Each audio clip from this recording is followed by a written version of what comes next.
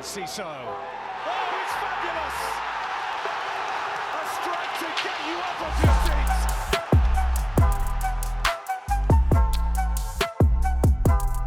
seats. Hello and welcome back to Seagulls Social, Season 4, Episode 30. We have just put 5 past Sheffield United. Another 5 goals at Sheffield. So stuff that up your arse, Sheffield.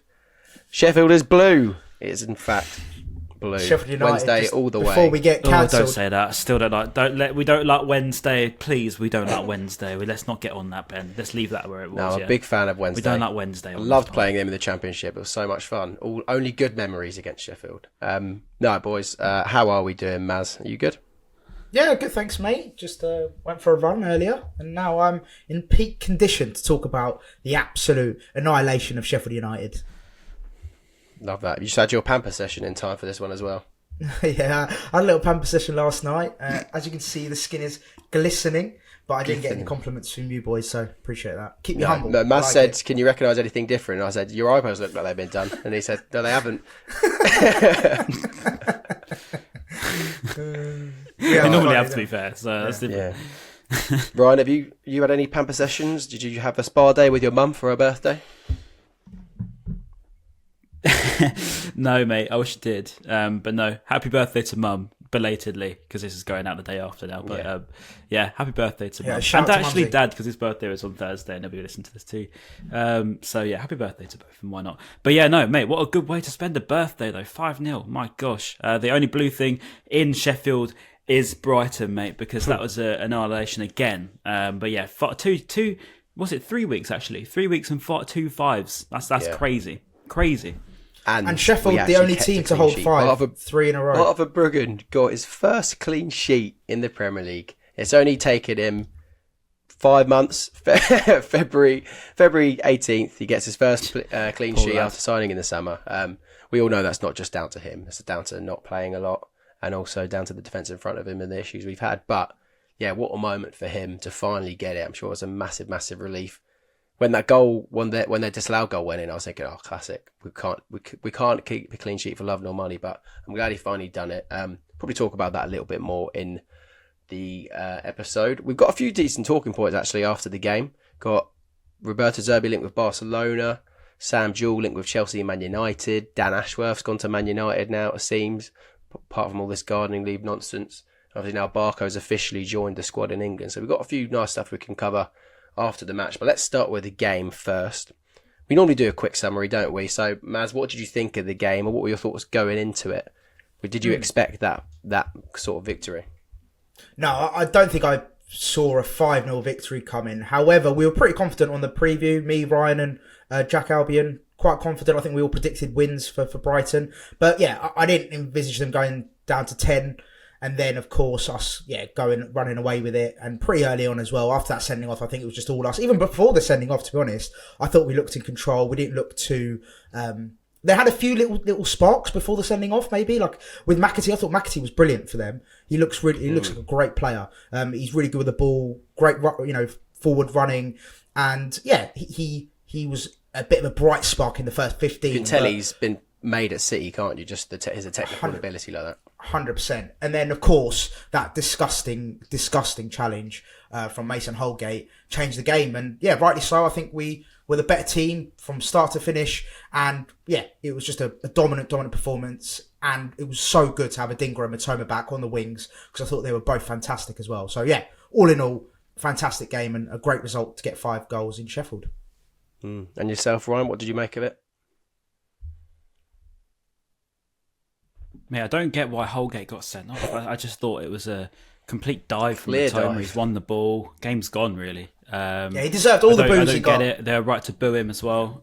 Mate, honestly, game's finished if you're giving reds for that. I don't really get what football's becoming if we're really looking at them and analysing, overlooking it. I mean, follow through. What's all that about? But no, the fact that everything I've said there is a genuine opinion of some fans is actually kind of scary. Because, yeah, I think I've heard some crazy calls on the back of that one. But yeah, Mason Holgate, mate, what were you thinking? If you were thinking at all. But yeah, thank God that Karim Mitoma was okay. Yeah. I've got a theory, Ryan. Mason Holgate is on loan from Everton. Agent Holgate, mate. He is going to get. He's going to get Sheffield United relegated. Sean Dyche, masterclass. Sean Dyche, masterclass. Fair play, mate. Hats off to you. Yeah, 4D chess from Sean Dyche, as per. He's a genius. Yeah. Yeah. Anyway, I just want to know what the Sheffield fans are smoking. You say, like, we were just the better team. Sorry, Ben. That's right. What are they smoking in Sheffield? What are they drinking in Sheffield? Because even their players were saying it. Let's just dive into it because we can pick up from where we left off in the game. We seem to be talking about it. Was it Anel? And I don't even know how to pronounce the guy's name, unfortunately. Right, the Bosnian defender, stand-in captain. Ahmed Hozic. Stand-in captain for them, came out after the game and saying that he thought it was a fair tackle. He said the replays make it look a little bit harsher, or seem to make it look a little bit harsher, that it wasn't a red. I mean, I don't know what he saw, because unless he thought we were talking about a different tackle, that's the only thing I can think of. Or he's maybe just like kind of defending Holgate because it's his teammate. He doesn't want to like go in on him, but at the same time, you should still be able to say, yeah, poor challenge, but that's not in Mason's. It's not Mason's character to do that sort of thing. That would be defending him in the right way, not just completely saying, "Oh, it wasn't a bad tackle." Like I generally was worried that Mitoma had a career-ending injury. Like it was that bad. It looked awful. Like hear him screaming going down. The only thing I'll say is when I watched it in real time, as soon as the challenges happened, I thought bad challenge, but I was like, okay, yellow card, cool. But then as soon as I saw the first replay, I was genuinely up in arms. I was in disbelief that he'd given the yellow card once I saw what had actually happened. So again, it doesn't excuse Amazovic, whatever his name is, comment at all, because he's completely wrong. It was a disgusting challenge, like awful. One of the worst we've seen, aside from maybe Miguel Britos on Knockout back in the day. Great. Yeah, that was a mad challenge. But yeah, it was. Like in that split moment, in front of a lino as well. Yeah, in that split moment, I was like, okay, bad challenge, but yellow. But then as soon as I've seen the replays, it was genuinely one of the worst tackles I've seen in a long time. So yeah, I just don't understand the comments of, oh yeah, it's a yellow or whatever. It's just mental. It was a straight red. It should be, in my opinion, it should be retrospective ban. I'm not even being exaggerative here. I think he deserves at least an extension of the 3-match ban that he's going to get. So yeah, that's just my opinion on it all. I just don't get how he's done it. Because he's got the ball first a little bit, but he thought was like a free hit. He thought, right, I'm going to easily get the ball here first, but also completely crunch Mitoma, which, you know, you can get away with if you time a challenge right. But he completely mistimed it. And I have no idea how his studs and his foot got that high. I don't even know if he's mistimed that, you know. I just that to me just looks like an attempt to get the man. I just don't see any attempt there. And do you know what doubled down my thinking in that was the fact that they did it again, which no one's talking about for some reason. To Ansu, they did exactly the same thing. The Twice. guy, number 19, I can't remember the guy's name. Yeah, he got but literally twice. Yeah, he's gone and shouldered. He's barged him on the floor. Yeah, okay, yeah, that was a foul. He waved advantage. But then he's gone and crunched him afterwards. And I was like, mate, what? Like, there's literally no need for him to go in that hard on Ansu there at all. He wasn't going anywhere. Well, yeah, to be fair, he led to a goal in the end. But in that situation, there's no need for it. So that to me just proved everything that I was thinking about Holgate at the time, calling him dirty. And I was thinking, well, clearly they are, because I mean, their fans are defending it. Some of their players are defending it. And let's see it. Look, they did it again in the second half. So to me, mate, they're a dirty team. I can't wait to see them get relegated and out of this division, because they shouldn't be. It's terrible. Honestly, they get relegated? There was no way for the ball. No, but the thing is, Maz, I don't say that normally. Like I always want teams to compete, but that like to be dirty and try and hurt players, and you know, it's a career ender. 100%. That's Mitoma's career on the line. You don't do that. You know, if I did that down Storage, anyone does that down there, I'm expecting to be pulled in and abused by everyone individually, saying, "What are you doing? Like, what are you actually thinking? It's wrong, mate. Yeah. Wrong." No, great. Yeah, it's terrible. The only thing I don't want to sound too disrespectful to Sheffield United, because, like saying, I don't think they should be in this league. They've done really well to come up last year, with the money issues that they've got, and I hope the money issues have helped them out. But yeah, I don't even know where they would finish in the Championship. Like, if they were in the Championship this season, they would be nowhere near the promotion spots. And I know they've got a few defensive injuries and that sort of thing, but they were just so poor. Regardless of them being down to 10 men, they're just been awful. I think they've broke the record for goals conceded in the first 25 games. They've conceded 65 goals in 25 Premier League games, which is insane. I don't know what the maths is. Is that like 3 goals a game or something like that? I think statistically they're the worst defensive team in Premier League. Since Derby maybe. Up to now ever. Maybe Premier League history. Yeah, which is insane.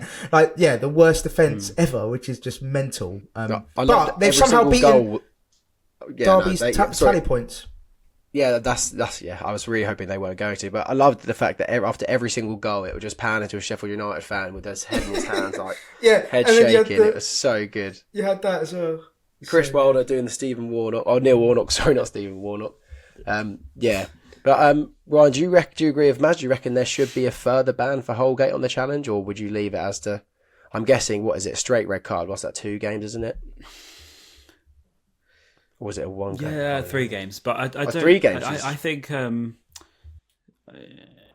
games red card, isn't it? Straight red's 3. It used to be, yeah. 2 is the same. Fair, right. 1 game's a yellow, yeah. So unless they've changed it. No, I'm just getting confused with the suspensions.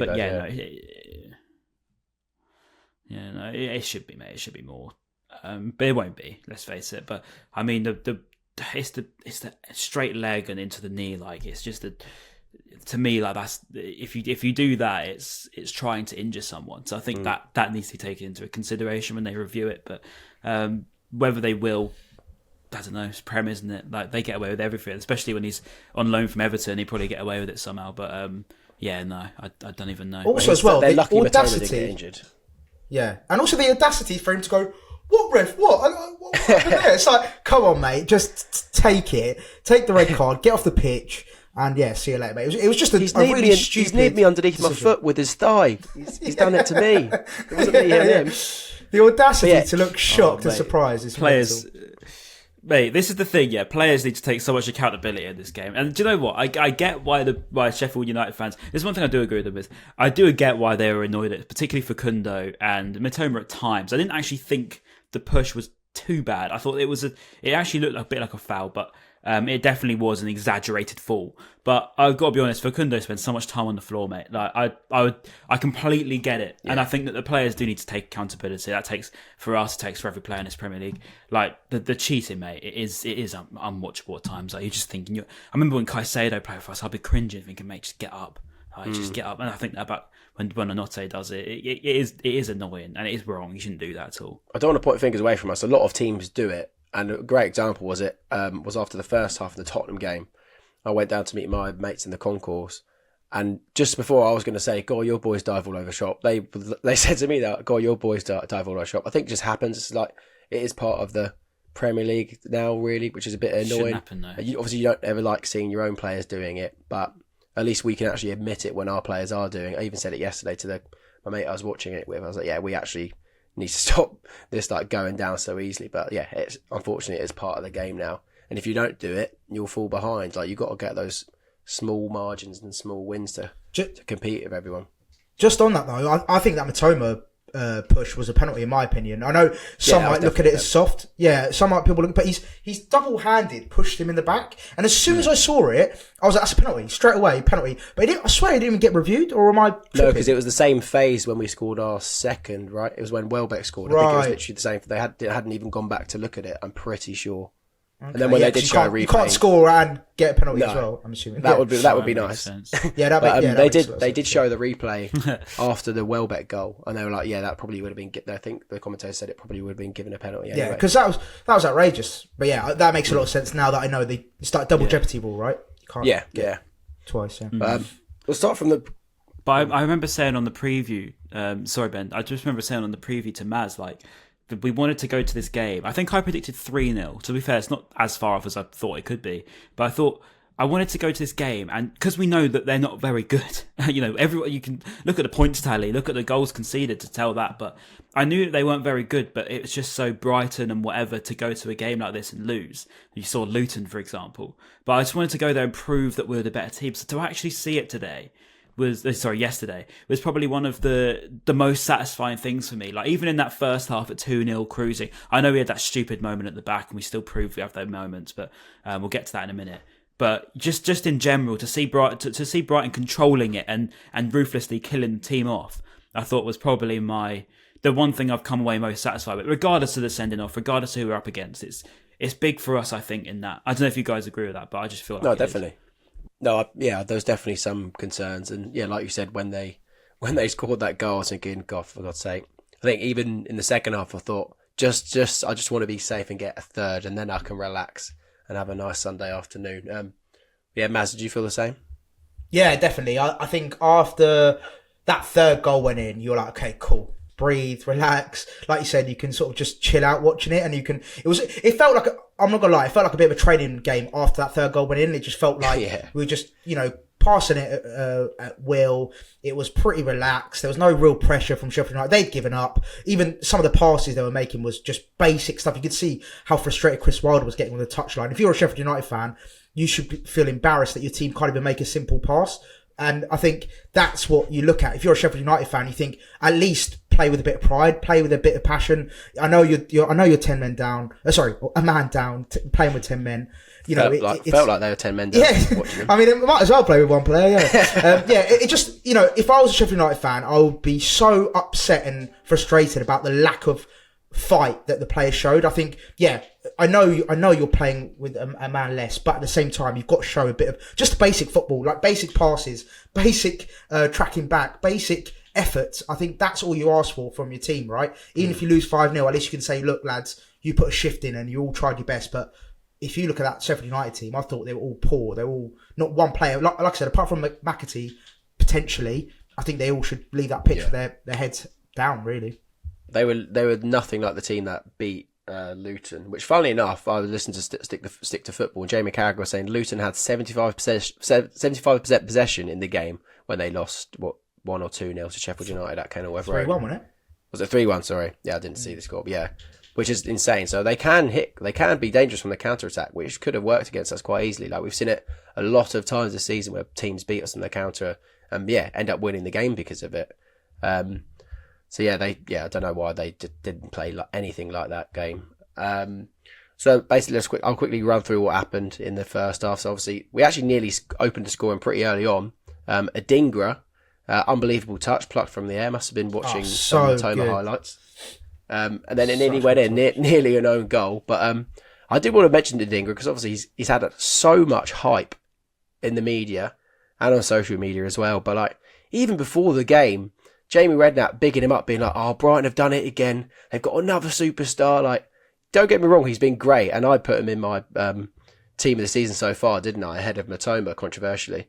But I still don't know. I just feel I don't know if they're jumping on it because of this whole AFCON bandwagon of him getting best young player. But maybe that's just me. But I feel like he's being really, really overhyped by the media for some reason. I don't know. Do either of you agree? I don't agree with you at all in terms of how good he's been, but I agree with you in terms of the fact of the bandwagon thing. I think Adingra's been great, but I feel like everyone's just talking about him because of AFCON, if that makes sense. Yeah. But if he was still performing like this, say he scored the brace yesterday, and people would say, "Oh, good finish," but they wouldn't really care about him, I think. But that's just football, isn't it? As soon as you see in sports in general, look at Luke Littler during the you know what I mean? Everyone just jumps on stuff as soon as they see it going, and they'll forget about him in a year's time. But I think I don't agree in terms of how good Adingra's been. I think he is getting a lot better, and he's only 22, which is insane. So. I think as Maz said earlier in the podcast, having him and Mitoma, mate, it's just it's such a breath of fresh air. It's something that we've missed a lot, and you miss it, but you don't realise how much you miss it until you see it again.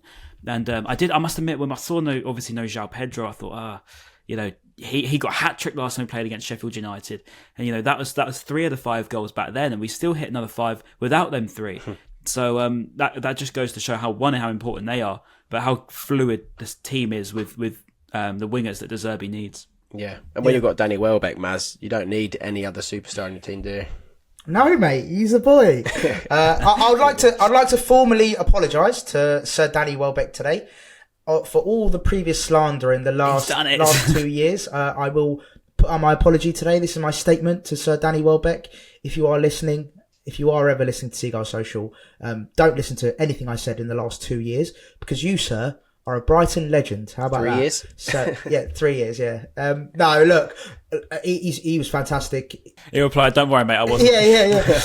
Who the hell are you, mate? No, but I think he's been fantastic recently, and he's a great asset. And hearing the one year contract extension, I think is brilliant. For some reason, do you know what? It was quite funny actually, because I don't know if you saw that tweet where it said another 5 years for Danny Welbeck, but I actually misread it. It's actually just he'll be there for 5 years, as in he'll be a Brighton player for 5 years. Oh, and right. I thought we were giving him a 5-year contract. Yeah, I was that's a really weird way to word it, actually, isn't it? Yeah, I was like, sorry, we're giving him a 5-year contract. We're like 39, and I was like, no, that's I'm not having that. But yeah, definitely warranted. Just physique. Yeah, warrants a 1-year contract. But just quickly on Simon Adingra, my only point I want to make on him is he is an unbelievable player, and on his day, we all know how good he can be. Just one thing I would like him to be is more consistent. I think prior to going to the AFCON, I think he had some games where he went missing, some games he was brilliant. I just want him to be more consistent going forward. Just, even 7s every game. Have that 10, have that 9, but just don't go below 7, please. That'd be great. I know it's not realistic, but just more consistency and just keep up the levels, I suppose. That's what I'd love from him. But that's what I'm saying. That's why my original point where I just thought it seems so overhyped, and a lot of the stuff that I was reading or hearing just seemed so is inauthentic. A word. It just didn't seem right. Like when hearing those words from Jamie Redknapp's mouth, I was like, mate, you didn't even know about him a couple months ago, and you're saying about he's so a superstar and how Brighton have done it again. And I just think that yes, he's been good, but I don't know if the hype has been warranted. And I think they're just jumping on it for AFCON clicks, basically, aren't they? So that's pretty much what it is, standard media. But yeah, Brighton have done it again, and we're going to do it again when Osman comes next season as well. It's interesting though to me because. Yeah, but like the attention that he's going to get now, the experience he's had going out there, playing at the top level in his country, his home country as well, where they won it, all that, the rise in followers, the rise in attention, people talking about him, all that stuff's going to be only beneficial to him in terms of his overall game, and by that I mean off the pitch as well. As a person, he's going to change, he's going to mature. So I think those sort of things is really, really, really good for him, because as you say, only a few months ago people didn't really know who he was, and I'm pretty sure before he went to AFCON I had more followers than him. So now we've got about 400,000 followers on his Instagram, and it's all just changed. So no, it's really big for him, and those little things in his life are going to be a lot for him as a person and maturing into a better player, I think. And a massive downside for us, he's going to be linked to every football club in the Premier League / Europe for the next year now. So can't wait for that. I don't think I would mind if we got to look at the conveyor belt of wingers and stuff like that we've got. I wouldn't have him near the top, which might sound mental. I mean, there are other players I would be willing to keep over him that haven't been playing that much this season. Like, imagine when Enciso comes back. Sarmiento, I don't know, is his time over at Brighton because of the wingers we've got coming in. Like I said, the other Ivorian, Osman, got coming in. Will he go straight out on loan? We spent 16 million on him. Maybe he will be a first team player, spending that sort of money on him. So, I know. And even the commentary were like, yeah, Brighton signed him for 6 million, but he's definitely, you can times that by 10 now. It's like saying he's worth 60 million. I was just like, how is this? How are they saying these things? Like, how much is he worth, Ryan? Is he worth 60 million? Right now, mate, if you want to, I don't know, it's such a stupid concept, mate, because people just say things and don't think about it. Like, I don't like doing that. So I don't think a price on Adingra right now is even quantifiable, because it's just, for right now he's priceless to us. Like, we need him more than anything. As all the players made quite clear when he was an AFCON, they was just say, come back because we need you. So right now he's priceless. We need a right-sided winger in the next season. What happens, I don't know. If someone bids for him, how much is he going to take? I don't know, but I'd imagine it's going to be a big fee at the moment, because he's very important to us. But it's hard to judge that, because how can you say? Because Caicedo was going for, well, if you listen to the Chelsea journalists, they were saying 80. Then some of our Brighton people were saying 100, and then it was 115. So that was on the last day. So I think that money in football is a joke anyway. But to put a price tag on a kid that's just started doing well, it's just irresponsible, I think, really, from general media. Just let him do his thing and see what happens. Don't put price tags. Don't make him move. Just let him do his thing and improve, and the moves and stuff will come. Yeah, it is interesting. I had the thought when you were saying that. It is interesting, like, where we are as a club now. The next step isn't your West Hams, your Villas, your Newcastles, because that would be a sideways step, in my opinion. I feel like if you are going to now leave Brighton, you are only looking at the big six or big clubs across Europe. So I don't know, the places that these players can now go from Brighton.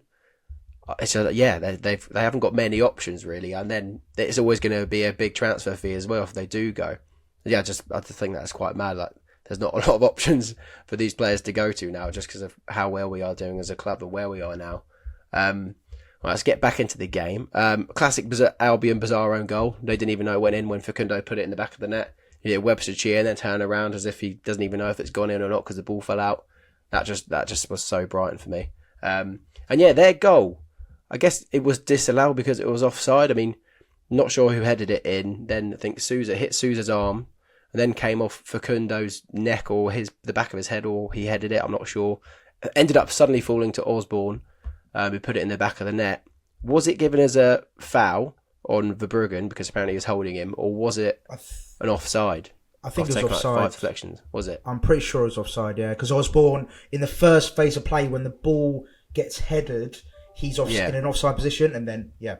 So, yeah. Yeah, but it was just strange because obviously then it comes off Facundo, so does that mean then he's back onside because Facundo's almost giving it to him rather than the defender? That's where I think there was so much. I think it has to be intentional, right?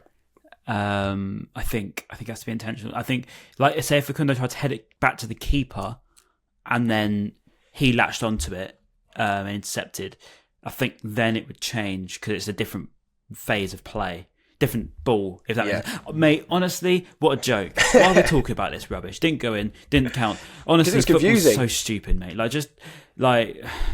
Yeah, but yeah, it didn't go in, didn't count. Like, for me, like, what did count is the other 3 at the other end. So, I mean, yeah. Another thing that Sheffield United fans started moaning about, like, it's just, I don't know, mate. Like, I don't know if I'm just, maybe I've got like a really old brain for a 22-year-old, but for me, like, all this stuff is just boring.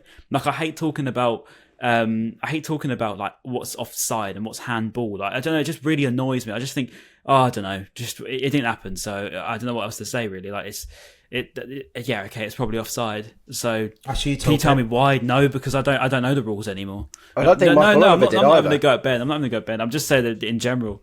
Yeah. Like, I don't care. Like, do you know what I mean? Like, if I was listening to the pod right now, I don't really have a clue what's going on, to be honest, boys. But it's just mad that it takes that long. That's just me, you know. It's mad that it takes that long. Then if the rule is that if it takes a deflection, then why did it take them like 3 minutes to decide it? It's just like, it's just stupid. It takes a long time to do anything. But just quickly on that though, the things have taken too long. To be fair to the ref, he rectified the Holgate decision pretty quick. Like, he went straight to the screen. That was very easy to see. No, I know. But like, in terms of, if he didn't, I'll be really worried. No, in terms of, like, usually what happens is he'll get like a thing in his ear, then he'll stand around for 30 seconds, then he'll take a minute to get to the screen. Yeah. So, like, in terms of the actual process, not his decision making, but the actual process of how long it took was much smoother than usual. But yeah. Anyway, start staring at the monitor for 5 minutes, having a look at that tackle. Do you know what I mean? What's that? You know what I mean? No, that's what they usually do. And I'm like, just get it done. Just get it over and done with, mate. Like, you don't need to take this long. I imagine Mike Oliver in the VAR studio was like, fucking hell, actually go to the screen immediately. You don't even have to talk about this. Just get over there and have a look. But yeah, that was bonkers. He's probably like, mate, have a look at this. He probably was just saying it as a fan. Just have a look at this. Don't worry about the decision. The decision's made. Just have everyone in the VR, like, lads, come have a look at this, man. This is mental. Jesus. All right, let's talk about more of our goals then. Adingra show. Another, was it a gross assist?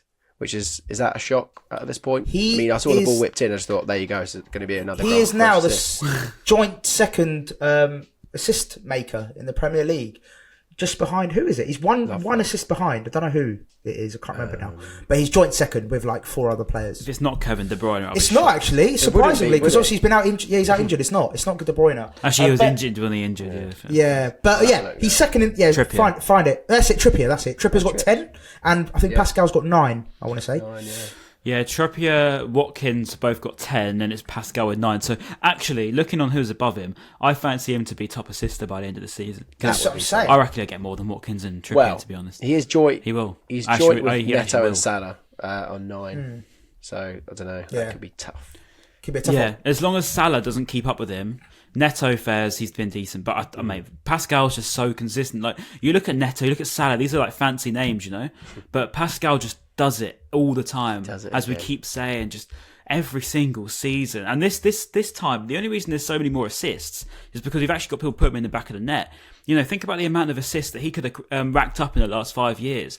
I mean, we've had awful amount of misses, haven't we? You think about the Trossard days and Mope days, amount of chances, Connolly as well. We missed so many massive chances that he probably created. Mate, he's world class. Putting it out there, he's world class. Yeah, imagine if Pascal Gross in that City team. Be a top 3 player. If he was on that City team, he would be. I mean, obviously, is world class. Mate, imagine the plaudits he'd get. Yeah, mate. If he was in City's team since 2018, so say he had 1 season with us, I reckon people would talk about him in the same breath as they talk about with De Bruyne. Is a big stretch because he is out of this world. He's probably one of the best creative players that this league has ever seen. But I think he wouldn't be too far behind. I'm definitely. Bernardo's different though, because Bernardo's just ridiculous with his feet. But I think if you're looking at like your Bruno Fernandes, I would put him above Bruno Fernandes nearly every this season, 100%. And I wouldn't put him in front of every single. I wouldn't swap him ever with Bruno Fernandes. I think that's the biggest myth ever, is that Bruno's better than Pascal. He's not, and that's just true. Interesting. So yeah, the thing is, like, he's playing with. I don't know, would you say they'd be playing with better players, better finishers, maybe in Man United's team, which is maybe why he gets more goals and assists and more chance and that sort of thing. But that's true. Yeah, like we're saying. Yeah, and also he's a bit more quicker. So probably in that first season with Ole, he kept up with counter attacks a lot, because that's what like their main thing was, wasn't it? So that's why he racked up so many goals. Plus COVID tax, so everyone was just in a weird spot. So half them goals wouldn't have happened in real life, and. Also, I just think Pascal as a person, as a leader, as a professional, I think is just so much better than Bruno. Full stop. If I was to trade one or the other, it's going to be Pascal every day for me. Right. We're going to quickly rush through the other goals. Mitoma deflection from Robinson, so that went down as an own goal. Then Adingra again, another deflection put in his own net. Did Evan Ferguson try to touch that, or did he save that? Because it looked like. He pulled out. Did he? Because it was close to going wide, and I thought that was risky. Should we say he pulled out just to make him feel better? Yeah, maybe. He wanted to believe in the hype, the Adingra hype. He had him in his FPL probably, like a lot of people. Did he get credited for both? Yeah. Yeah, Adingra got both. Yeah, because it was going on target. On target, yeah. Yeah. Obviously, Mitoma didn't get the assist for that own goal, did he? Like, because you don't get it. So that's so harsh. Did the hard work. All right, so is there any more points in the game? Because I want to go on to some other stuff. But any other points you wanted to make? Nah, pretty much. F Sheffield United and hold that L. Oh, Lewis Dunk's weird, like really cool, weird back heel. Definitely. That was very Lewis so Dunky. Yeah, it was not meant at all, but it was pretty cool. And then the back heel was good. But the flick was so unintentional. It was like when your dad tries to do a cool trick when you're playing in the park with him. Just by somehow accidentally done some braver flick. God knows how he done it. Yeah. Scream summer barbecue that does. Yeah, that. If only he was holding some summer fate, wearing some summer fate. Yeah, that was but he saved it with a great back heel, though, didn't he? Yeah, he did do well there. Playing against like some 4-year-olds and trying to flick it their heads. That video of R9 that does the compilation where he's just skinning everyone rapid. That's dance against 4-year-olds in the park. So they think they are. Right, I'm not going to do Deserby to Barca first, because I think the other stuff's more interesting. Stuff that's happening higher up in the club with Sam Jewell. I'm guessing it's Paul Jewell's son, isn't it? They look a little bit similar. Chelsea have come in for, is it a second or a third time to try and get him as their head of recruitment, which is hilarious because they already took our first one. And reportedly now Dan Ashworth heading to Man United after his gardening leave, which is insane. He's getting more gardening leave and more money. That bloke's done so well. Yeah, 20 million, isn't it? Yeah, 20 million fee to take him to United, I think. But so Dan Ashworth then wants to bring Sam Jewell to Man United as well. So that is, can I just say, 20 million for a non-playing staff? I get it. He's a very high up. He's very influential. I get it, and he's important to a football club. He is good at his job. However, 20 million. Come on, bro. That is insane. But fair enough. Ryan, fair enough. Yeah. Is he good at his job? No, this is what I was going to say. Just riding the wave at this point. This is what I was going to say. Like, he's honestly, Go on, you say what you're going to say. Okay, well, yeah, I was going to come to you because I know that you think it's a myth, and what I agree with saying it's a myth is like the stuff you've done at Brighton. I think is incredible. The scouts you've done, changing everything to do with our scouting. Again, I'll stick to football. Jamie Carragher was saying Dan Ashworth came in and said we don't have scouts in all these different areas, which we do, but we have scouts for specific positions. They're not just there in Brazil looking for Brazilians. They're there looking for specific positions, and that's what they do. They look around the world at all these different positions. Also, just really quickly on that scouting thing though, isn't it Star Lizard that is the actual brains behind the operation rather than, let's say, a Dan Ashworth? Like, isn't the algorithm? I think he set up but he set up the network of actual scouts. I'm pretty sure we went from like having three or four to like 300. I think that is the quotes that I've seen.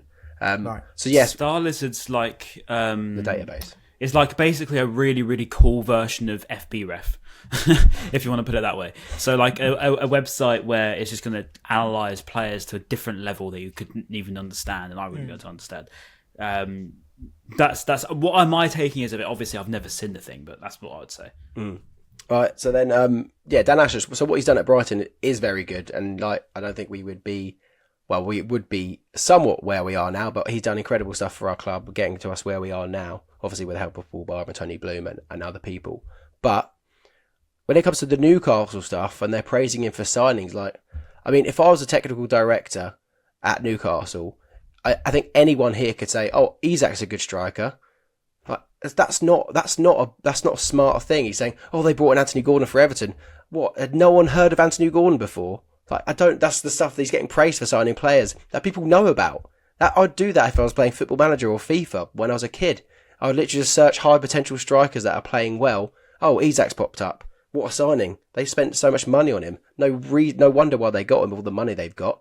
What he done at Brighton is something good, but what he done at Newcastle and leaving straight away, like, he should be ashamed that he left for that bigger project. He seems like he's got zero loyalty. Zero loyalty, which is not a good trait to have in someone who wants at such a high position, surely. But I do get why you would want to go. I feel like, the Newcastle project has plateaued. Maybe that's because of him. Maybe that's because of their financial fair play issues that they're now having to deal with. But the Man United project is obviously insane compared to Newcastle. Like, Newcastle was a great project compared to Brighton in terms of financials, but this Man United project is obviously a whole nother level, which is, I can see why he would want to go and take it. But everyone wants to do project now, and it's really funny. It's really stupid as well, because everyone wants to do project. Everyone at Arsenal wants to do a project, and to be fair to them, they've stuck with it. Chelsea want to do project. They can't even get past 3 games without complaining. So I just think it's really quite funny, really, how short people's memories of project is.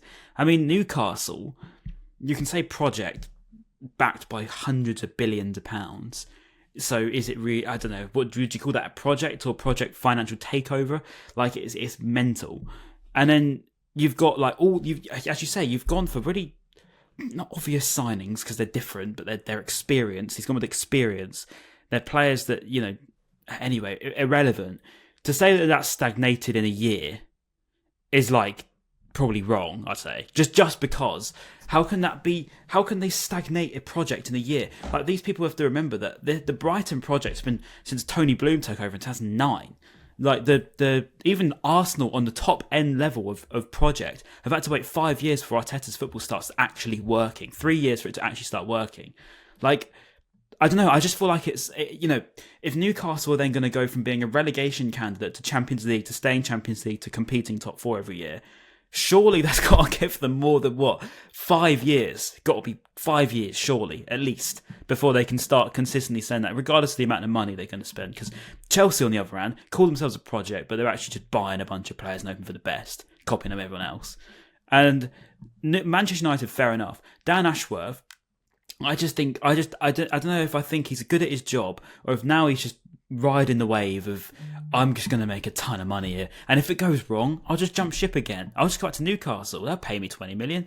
You know what I mean? Like, I think that's just what it is. It just becomes a bit like that manager merry-go-round of Jose Mourinho, of Maurizio Pochettino. Like, you know what I mean? The big names just keep going round and round in circles for a few years, make as much money as they can, fail somewhere else, and make more money again. I don't know if that's what I'm taking Dan Ashworth as now. I don't think there's as much credibility as he had in 2021 when he was at Brighton, if I'm honest. No, I agree. Maz, do you have anything on Ashworth? No, I think you guys have covered it pretty comprehensively. Yeah, no, my big thing is just his loyalty is in question now. I think he's pretty much not staying at clubs enough to then, like, I think the question marks you both have brought up, can you show your credibility? Can you show your expertise in such a small amount of time? And I think that's my question mark over him is, has he shown it enough? Because he's only been at Newcastle for what? A season and a half, if that? And then, he was at Brighton for 2, I want to say, 2, 3. It's just like, are you consistently showing your ability at a club without jumping ship every time? And maybe you could argue he's actually just taking promotions every time. He's actually he starts with Brighton, goes to Newcastle, and then gets promoted to Man United. You could argue that as well. He's taking steps up in his career. But at the same time, I would question, do you have the heart for it, and do you have the loyalty to stick around this project, and actually see it through from start to finish? But aside from that, I mean, look, fair play to the guy. He's clearly chasing the bag, and if he can do it, why not, eh? Mate, he's the one laughing. We're the one with love written on our forehead here because he's made how much money in the last 3 years. At the end of the day, whether he's good at his job or not, he's made a lot of cash. And that's all that matters in this world, unfortunately. Well. And then with Sam Jewell, let's say Sam Jewell does go to Chelsea or Man United, is the recruitment completely different? Well, obviously our recruitment is completely different. There's no really questioning that compared to Man United. They go for the big players, the ready-made players, whereas we are signing these youngsters that we can give 13 football to become superstars. Whereas, let's say Sam Jewell was at Man United last year and he's got Barco in. I mean, to be fair, actually, Barco probably would start for Man United in this one. Maybe that's a bad example, but let's go further back in the past where we've signed someone. They're not going to put... I mean, the reason why they didn't sign Caicedo, they're not going to put him straight in the first team. He'll go on loan somewhere and probably not be anywhere at the level that he is now because he hasn't had the right first team football at the right level. So I don't really understand what Sam Jewell can do at Man United if obviously his recruitment and his abilities are in a kind of completely different market. Does that make sense? Yeah. Well, again, I think it goes back to our model. I think you touched on it, Ben. Like, if we have got this scouting system with 300 scouts and essentially this big database that we've got patent to and we've got license to and no other club has, I don't think it really matters who is overseeing it or who is actually in charge. Of course, you have to be very good at your job to be able to read the analysis and, data analysis, all that kind of stuff and all the elements that come with scouting and being a scout. I'm not saying his role is redundant, but is it as important as we think? That's what my question would be is Sam Jewell actually such a key role that if you take him out of it, we're screwed? I personally don't think we will be, but I could be wrong. I'll pin it on Paul Winstanley in terms of Sam Jewell is far clear of Paul Winstanley, as in he's a lot better than. And that's probably the one thing I think would, even in the short term, hit, because I don't think we've got a ready-made replacement for Sam Jewell as we did with Paul Winstanley for him getting instantly promoted. Don't think he's got an assistant, if I'm right in saying. So there's not someone there, so we'd probably have to go external. But even still... I agree with you, Ben, on the terms of Wonder Kids thing at big clubs. You can't just. It's just. I think of it being so obvious. I don't know how Chelsea don't see it, for example, because obviously signing these teenagers into a big club instantly to start playing straight away isn't going to work. I mean, surely that's obvious that you're going to be a mid-table team. And if you're going to then start doing that with Manchester United, you think about the reputation of that football club, like the absolute weight on your shoulders from day one, from the moment you walk in that door for over a few £1 million, you're a part of that. So then you've got to carry that, and there's no hiding in that.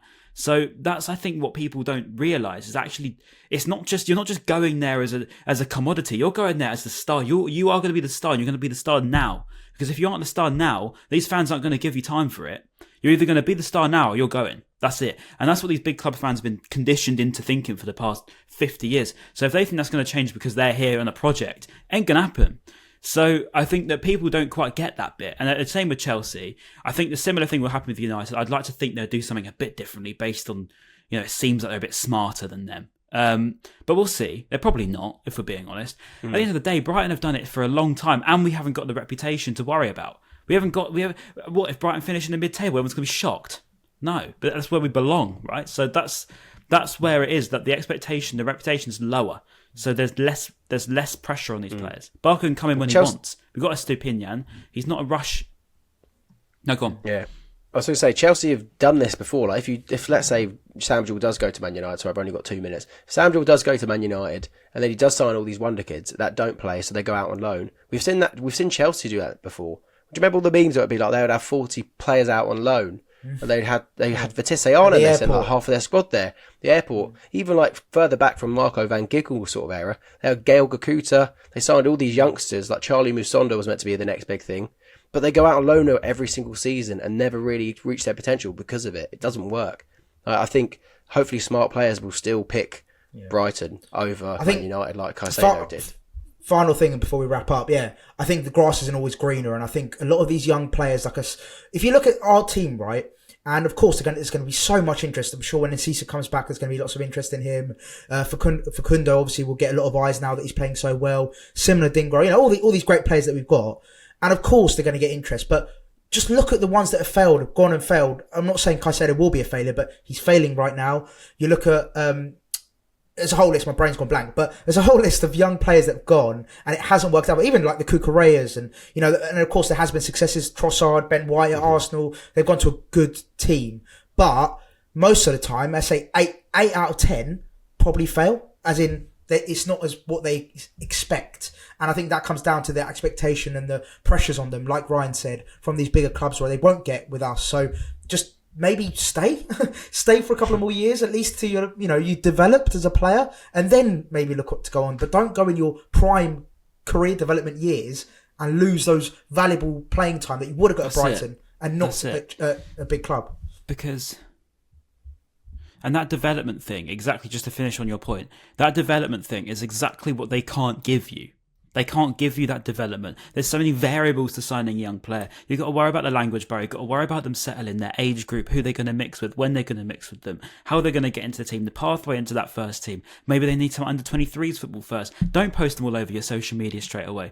I mean, all these little things are going to add up into shaping this young player into being the player that he could be. He's going to need 6 months' time till he's ready. He can go on loan. He can't go on loan. These are things that Chelsea don't actually think about. These are things that probably Manchester United may not think about. So these are things that I think the big clubs can't offer that Brighton can, and that will always be the sell. And it helps we've got a magic man like De Zerbi to help them as a bit of a father figure. And get yourself a good agent. Bosh, done. Yeah. Don't use Caicedo as agent. Yeah. Bank a bunch of money and leave. Yeah. All right, cool. Yeah, that's an interesting final part of the podcast. I quite enjoy talking about that sort of stuff. That was good. I don't think it really gets spoken about a lot. Cool, yeah. Unbelievable 5-0 win. Roll on to the next game, which is we got Fulham midweek, is it? Fulham, or is that next? Is that the next? That's the next game, right? Fulham's next Saturday after. So we've got Everton next. I can't wait to smash them because I've got a reason why, and they really deserve it. But yeah, I will, honestly, that video, I will love it if we beat them. Please beat them. That's all I'm going to say. Please beat Everton. That's what I'm putting out there. Love it. We've got Everton on Saturday, Wolves then on the Wednesday in the FA Cup, and then Fulham away on the Saturday 2nd of March. So that will be some good games, to be fair, and hopefully we proceed in going further in the FA Cup. Maz, Ryan, thank you for joining me. Like and subscribe, comment down below. How mental is it that Brighton? Sorry, how mental is it? Comment this: that Brighton are winning 5-0 in the Premier League away from home. And we're just going about it like it's normal now. That's true. Just think about that for a minute. Didn't say that stat. Insane. Actually, I don't care if they're 10 men, don't care if they're bottom of the league. Brighton win 5-0 in the Premier League. Away from home. Just quickly. Mental. Is that our best and we're ever? Just normal about it. Is that our best ever result in a Premier League game? Away, yeah. Yeah. Oh, yeah, we beat Wolves, wasn't it? 6? Wolves at home. Yeah, it's Wolves 6, yeah. That was home, yeah. All right, so comments also below. Just put Ashworth in capital letters and then loads of snake emojis because he's done it again. Ashworth. Cashworth has done it again. Yeah, Dan Cashworth. That's great. All right, nice one. We'll see you very soon. Peace.